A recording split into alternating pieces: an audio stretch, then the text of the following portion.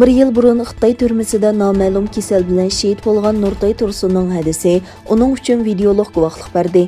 Nurtay Tursun 1978 yılı G'uljada tug'ilgan bo'lib, 1997 yildagi G'ulja qirg'inchiligidan keyin ilgari-oxiri bo'lib 12 yil Xitoy turmasida yotgan. Oxirgi qitim 7 yillik kesilgan va Urumchi 4-turmaga qamalgan. Hadisi onun bilan har oyda ko'rishib kelayotgan bo'lib, jazo o'tayotgan 4-yilisi soqchilar uni tuyuqsiz chaqirtib, enisining kasal bo'lib qolganligini aytdi. U 2-oy mezgili bo'lib, havo sovuq edi. Lekin uning inisiga nefis bir qat raxt ortilib qo'yilgan bo'lib, u beshidan yaralangan bo'lsa-mu, soqchilar va doktorlar uning sababini aytib bermagan.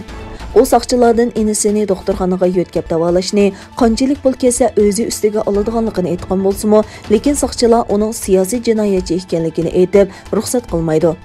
Atsi uning G'uljadagi butun tuqqanlari, ayoli va bolalari Nurtayni ko'rgil keladi. Lekin bu vaqtda u allaburun kasal sababli gap qilolmas bo'lib qoladi. U vafot bo'lgandan keyin saqchilar uning jassini berishni rad qiladi. Uydagilarning qat'iy talab qilib turib olishi bilan saqchilarning nazoratida dafn qilinishiga yo'l qo'ydi. Nurtay Tursun Sharqi Turkistonda Xitoyning zulm va qirg'inchiligiga uchirgan 100 minglagan Uyg'ur yoshdan faqat biridir.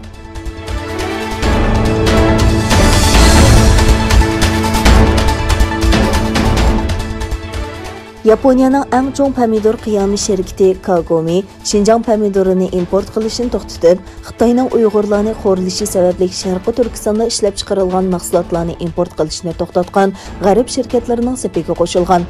Kuzatuvchilarning aytishicha, bu Xitoyning Uyg'ur elidagi majburiy emgakka chetishliq sohalarga berilgan yana bir zarba ekan. Niki Asiya to'rining xabar qilishicha, Kagome shirkatining bir vakili pomidor bahosi va sifati bilan birga kishilik huquq masalasimi bu qarorning chiqarilishidagi bir omil bo'lganligini aytgan.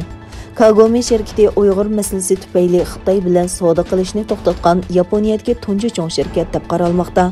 Kuzatuvchilarning aytishicha, atalmish Xinjiang pomidori Kagome mahsulotlarining 1%ga yetmasa-mu, biroq uning qarorining simvollik ahamiyati zo'r ekan. Kagome shirkati bu qarorning Yaponiya bosh ministri Yoshihide Suganing 16 aprel Amerikada ziyoratda bo'lishining oldida e'lon qilingan.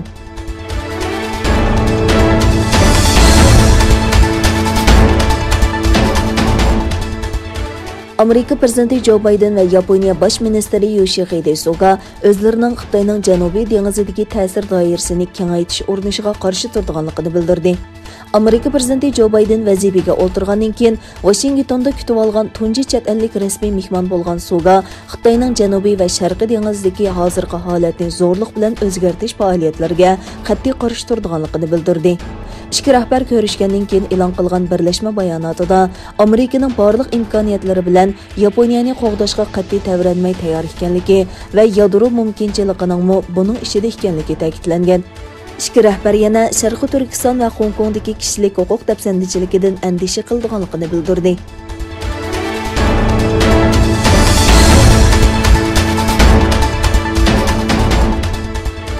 Amerika va Xitoyning klimat o'zgarishiga qarshi turushdagi alohida vakillari John Kerry va Xi Jinping Xitoyning Shanxay shahrida 2 kunlik uchrashishdan keyin hukumatlarga vakolatan birlashma bayonot e'lon qildi. Yaqinda Uyg'ur qirg'inchiligi va Hong Kongdagi kishilik huquq dafsandichiligi sababli diplomatik krizisga duch kelgan ikki davlat klimat o'zgarishiga qarshi turishda hamkorlik uchiri berdi. Kerry bilan Jinping o'rtasidagi suhbatdan keyin e'lon qilgan birlashma bayonotida Parij klimat kelishimining shartlarining ijro qilinishining klimat o'zgarishiga qarshi turishda kam bo'lsa bo'lmaydigan masala ekanligi va har ikki davlatning bu masalaga sezgir muomala qiladiganligi o'tirg'a qo'yildi. Amerikaning sobiq prezidenti Donald Trump davlatini Parij klimat kelishimidan chekindirgan edi. Ammo 20 yanvar vazifaga o'tirgan Joe Biden hukumati Amerikani kelishimga qaytardi.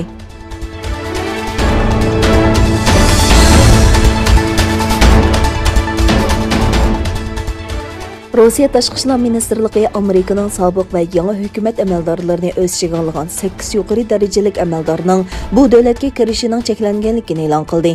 Rossiya Tashqi ishlar ministrligi bayonot e'lon qilib, Amerika Adliya ministri Garland, Federatsiya turma idorasining boshlig'i Karvajal, Davlat bexatarlik ministri Mayorkas, shuningdek Amerikaning Birlashgan Davlatlar Tashkilotidagi sobiq bosh elchisi Susan Rice, Federatsiya tekshirish idorasining boshlig'i Christopher Varay, davlatlik axborot direktori Avril Hines, Oqsaroyning sobiq davlat bexatarlik maslahatchisi John Bolton va Markaziy axborot idorasining sobiq direktori Robert James Williamsning Rossiyaga kirishining cheklanganligini bildirdi.